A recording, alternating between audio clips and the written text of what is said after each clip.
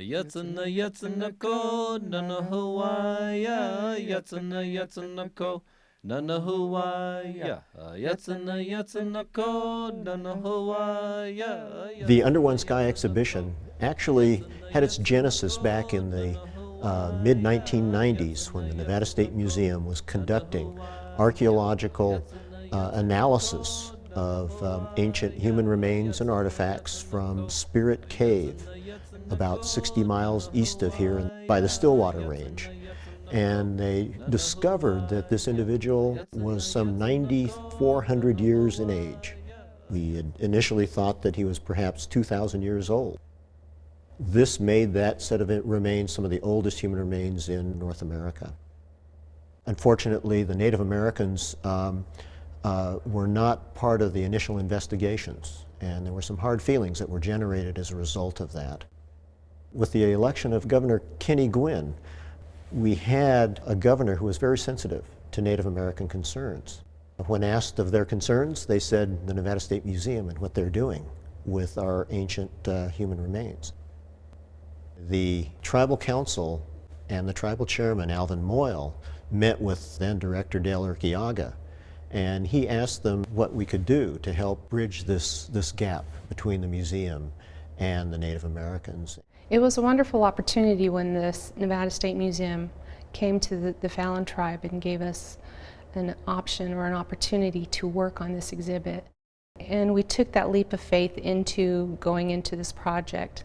And I think it was very well worth everybody's time. We had the Fallon Paiute Shoshone tribes buy-in. And in the response letter from Chairman Moyle, the signature was Under One Sky, Alvin Moyle, Chairman. They requested that we extend this invitation for this exhibit on Native American heritage to all the tribes in the state of Nevada, putting together the Under One Sky exhibition, which opened in June of 2001. My experience with the working planning committee for the Under One Sky exhibit was a positive one. It took a lot of work. I think that was important that we were able to work with scientific viewpoint with anthropologists, archaeologists to put on this exhibit. The basic premise for the exhibition was that we would have meaningful representation by the tribal peoples in the exhibition's content. In working with this exhibit, we really wanted to give the public an opportunity to walk away with the sense that they were informed fully, with not only from the scientific point of view, but also the Native Americans' way of life, the stories that they only know.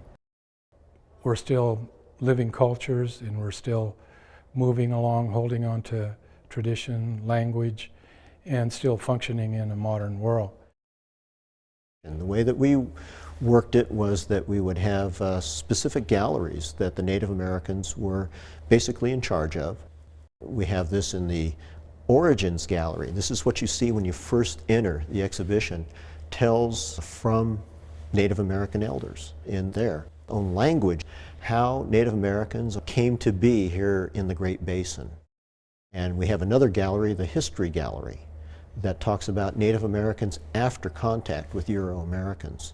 And this was just wonderfully carried out by the University of Nevada's oral history program. One thing that was really important for the Native American people was to depict or show how our people survived in the Great Basin, in the desert, and how through the seasons were very vital and important to the Native American people, and how we gathered our resources and how we also used those resources for social gatherings. And through the seasons we were able to show that. We have the Archaeology Gallery, and we presented the Nevada State Museum views on how Native Americans got here. We have a nice little segment on the Stewart Indian School, including some of the interviews that the university's oral history program put together for us. The Stewart Indian School was established in 1890.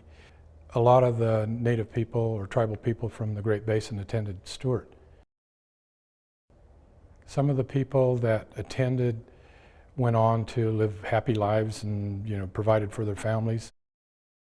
The Stewart Indian School Alumni Association asked for participation in Under One Sky, and we really were fortunate. We've had wonderful follow-through from the community, and that includes the Native American community. We can show and share our history about our people, about our culture, about our lives. I think the final product is that when someone walks through the door, they'll be able to come to this exhibit and make their own mind up about how Native people were portrayed in this exhibit. And it's been a tremendous success, something we've been very proud of. Our voice was truly being heard and is truly being conveyed in the exhibits as they are being displayed.